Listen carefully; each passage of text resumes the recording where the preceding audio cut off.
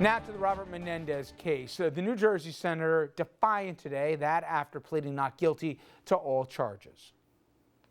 For nearly 3 years, the Justice Department has pursued allegations based on smears launched by political opponents trying to silence me. These allegations are false, and I am confident they will be proven false, and I look forward to doing so in court. Now, Senator Menendez facing 14 federal corruption charges. You can see them on your screen there. The trial tentatively set to begin this July. All right, Brad, this is where it's complicated for me and put on both obviously a background as former prosecutor, but then also somebody who traffics in this, in what you do for a living now. What's the difference between friendship and what comes along with it and between corruption, where you're getting paid to do something here? Because the contention for people who don't know is the senator screwed up in that, and he had to repay, I think it was 58 grand here in travel to some. Okay, now whether he forgot or not, I'll leave it up to you at home to suspend disbelief or whatever the case may be. But there's two principal issues. One is that Mr. Melgen, the ophthalmologist in question here, Menendez on his behalf tried to petition so that Medicare payments could be restructured so that Melgen and others would be benefited. The contention from the senator is, I believe that was the right policy here. Secondly, he basically advocated on the part of Mr. Melgen, who you see on the screen, to the far right of the screen here, he maintained, or he said that this Melgen would be a good guy to get a government contract as related to a Dominican Republic actual port security plan. Whether or not he was, he says, I know the guy who do a quality job here, and he's advocating for, if not a constituent, somebody that's a known commodity. Whether we say please or not, proving that he wasn't advocating for something that he thought was good versus something that he's doing a solid for a buddy here who gave a lot of money to his and other New Jersey Democrats' campaigns, that's tough to prove, isn't it?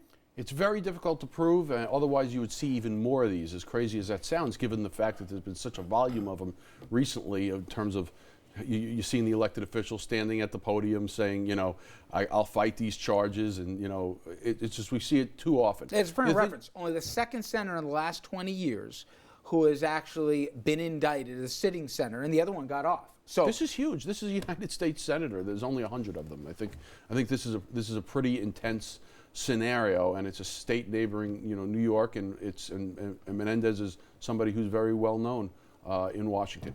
Here's the case. It's about quid pro quo. Did somebody do something? Did the elected official do something for something in return? Okay. As soon as you start to have a friend and you start taking things from that friend and you start doing things, even if it is in the best interest of the country, the best interest of your constituents, best interest of everybody, as soon as you start doing it, the appearance of impropriety is so great, too great, I get you. And you cannot I'm talking about overcome the law, that. though, Brad.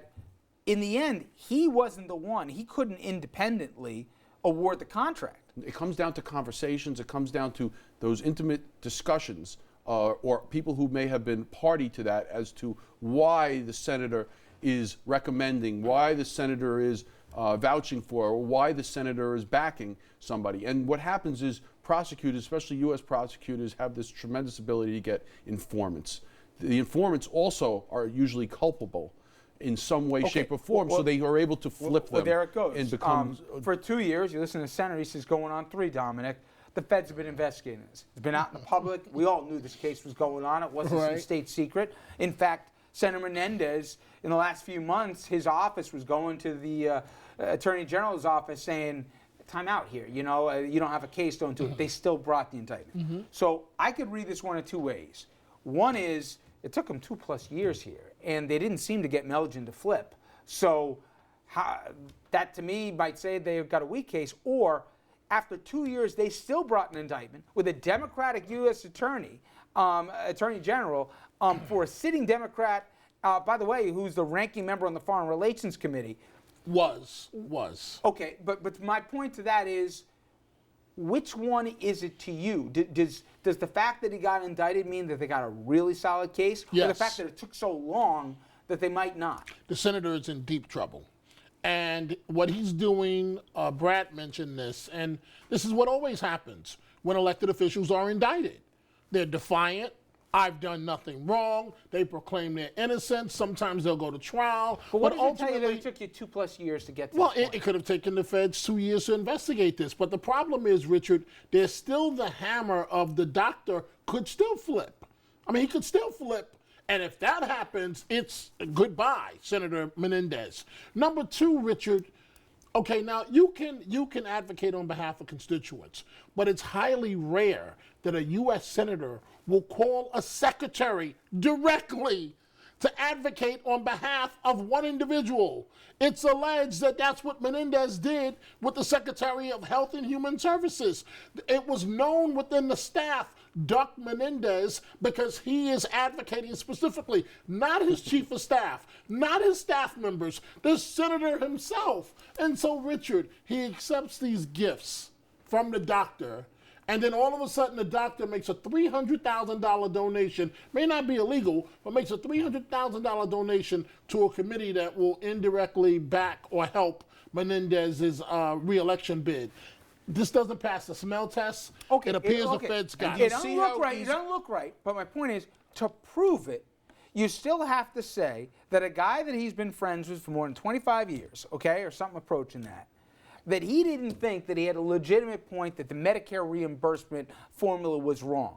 And his policy wouldn't just impact Dr. Melligan, but it would impact other people as well by that. Now, you, me, Dominic, we can all say, come on, it doesn't look right, smell right. You still got to prove that what he did, making a call, not awarding the money directly or siphoning it off. Richard, there's more than what meets the eye in this case. You're only seeing discussions, speeches, okay? We need to know what the evidence is. And like Dominic said, he is in deep trouble. I would have thought it would have is been leaked by now. there's somebody there. No, not necessarily. And you don't know if the doctor is going to flip or has he flipped, and who in his office, who in the senator's office has flipped.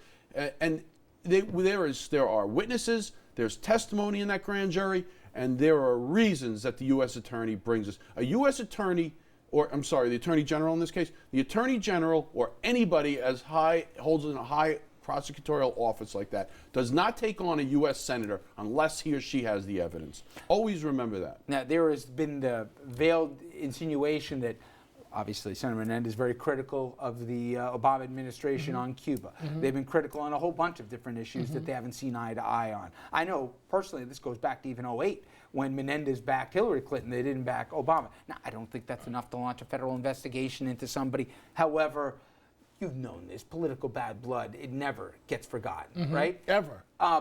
Ever. It's perverse, but he could be the guy that could cast the deciding vote for Loretta Lynch.